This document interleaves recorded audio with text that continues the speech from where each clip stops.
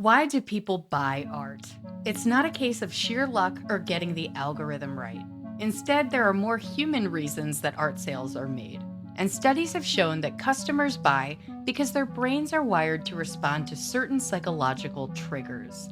And knowing this can help you as the seller to use those triggers to connect with your buyers and sell more of your art. Every sale, whether it's a $100 print or a $10,000 painting, follows the same invisible patterns. Decades of psychology research show that things like familiarity, clarity, scarcity, and social proof quietly shape thinking. And they can determine whether someone feels confident enough to pull out their wallet.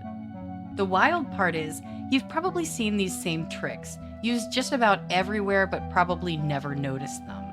At the movies, at the grocery store, even on Netflix.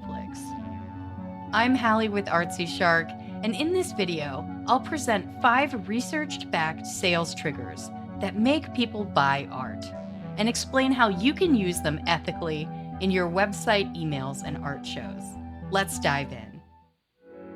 The mere exposure effect was first studied by social psychologist Robert Zions in the 1960s. His research showed that people rate random images, symbols, or even nonsense words more positively after seeing them multiple times. It didn't matter if the person liked it at first, exposure itself builds the liking. Here's where you've probably experienced this effect firsthand. Remember that song on the radio you hated at first? After hearing it 10 times, it grew on you. The logos you see on sports jerseys are placed by sponsors who know you'll unconsciously feel more comfortable with their brand the more you see it. Social media exposure achieves this too, in that trending audios and viral memes get funnier or more appealing after repetition. Now let's see how artists can use this sales trigger. Don't just post the finished painting one time and expect a response. Instead, share sketches, work in progress shots, detail close-ups, and then finally the full reveal. By the time the piece is available, it feels familiar and therefore will be more desirable. Release a series of 6 to 10 artworks as a set in a beautifully taken photo. Show that same key image repeatedly across email, Instagram posts, and stories before you launch the collection. This type of repetition primes buyers to say yes. You might think, I already shared that on social media. But the truth is that repeated exposure will cause people to remember your work and actually like it more. When buyers don't see a price, their brain assumes it's out of their league. This is rooted in the concept of information asymmetry. When the seller knows more than the buyer, trust drops. The Hiscox Online Art Trade Report found hidden pricing is the #1 frustration for new collectors online. Here's where you may have seen it happen. Imagine shopping online, browsing Etsy, and seeing an item you'd like, but it's labeled as price upon request. You'd probably just click away. Most people would. Car dealerships have a bad reputation because their pricing feels hidden or manipulated.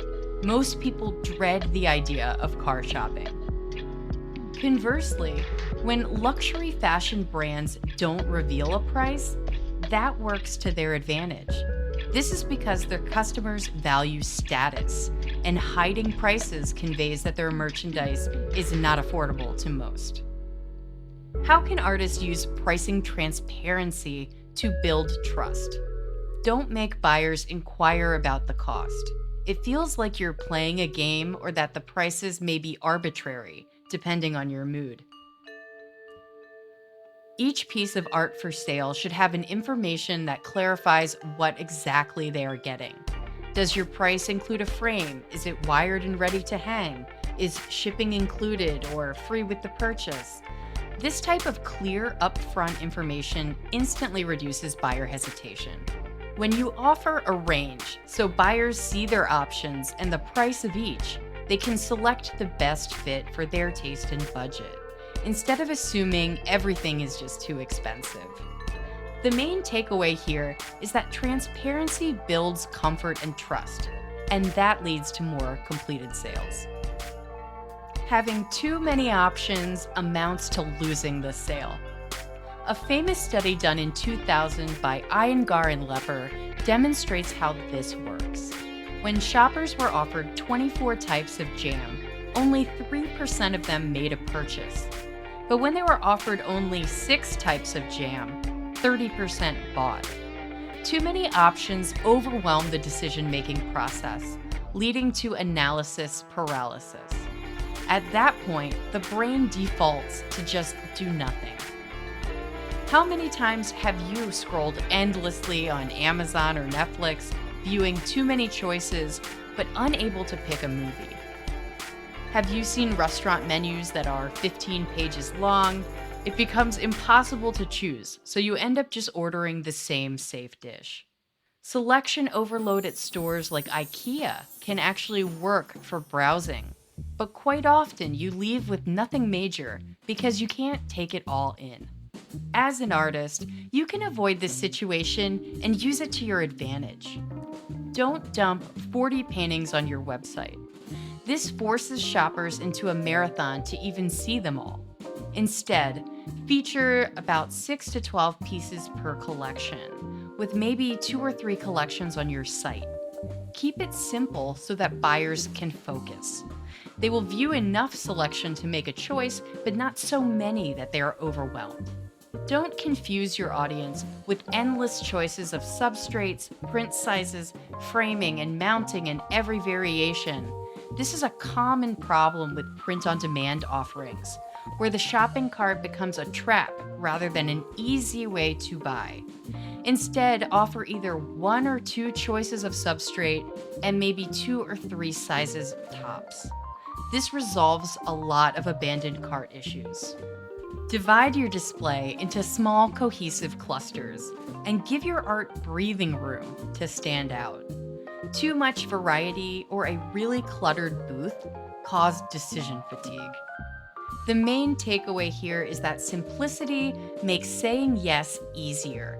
Simplify your offering, your customers' decisions, and your own art business. The next psychological strategy is price anchoring, meaning that the first price shapes all others. Here's how it works. People rely heavily on the first piece of information they see. If the first artwork they encounter is $6,000, then your $1,200 piece feels affordable. If the first artwork they encounter is $200, $1,200 seems steep. This is a cognitive bias that you can use to sway potential customers. Here are some real-life examples. When you check the wine list, there's a $250 bottle, which makes the $90 one feel modest. When shopping at Apple, you'll see that they list a maxed-out MacBook Pro as the first on their website, so that when you scroll down, the mid-range looks like a good deal. If you're home shopping, your realtor may show you a $1.5 million house first. That makes the $750K property seem like a steal in comparison. Use this principle in your art business by leading with your highest priced work, then presenting the full range of lower prices as well below. If you accept commissions, you can present a tiered pricing menu, with a full package, a mid-range one, and one more modestly priced. When setting up your show booth at a fair or a festival, place a striking high-end piece of art where it's seen first as a draw to attract visitors in, leading to your whole collection of various price points. Even if the highest priced art doesn't sell, the rest of your offering is seen now as affordable. The last psychological trigger in this video is called the Decoy Effect. And here's where you can steer buyers where you want by how you frame their choices. This works by adding a third option that's clearly of lower value, making your target option look like the smart choice. You've seen this strategy before. At the movie theater, popcorn is priced as small for $6, medium at $7.50, and large for $8. Most people choose the medium because it feels like the best deal. When you purchase software subscriptions, the selection will often be between Basic, Pro, and Enterprise. Pro is designed and described to look like the clear winner. And at coffee shops, you choose between Tall, Grande, and Venti, with the middle choice as the default and most popular option. So how can artists use this trigger to steer customers to their preferred option? Here's a pricing example based on size. A small unframed print priced at $380, or the medium print at $620 framed and ready to hang, or a large print framed for $980. Here, the medium will often feel like the smart choice, and buyers will lean toward it. Here's a simple tip that often works for artists. Deliberately highlight the option you want and place it in the middle of the selections. Label that middle tier Most Collected, or visually style it to have the most appeal. That will steer your customer and give them the impression that the middle tier has the most value for them. This video is the first in a series on the psychology of selling art. In our next video, we'll cover even more smart sales triggers that can help you connect with buyers and close more sales. So if you found this helpful, make sure to subscribe so you don't miss the next one. Or if you're ready to keep learning right now, you can watch another video from this playlist and dive even deeper into the business side of selling your art.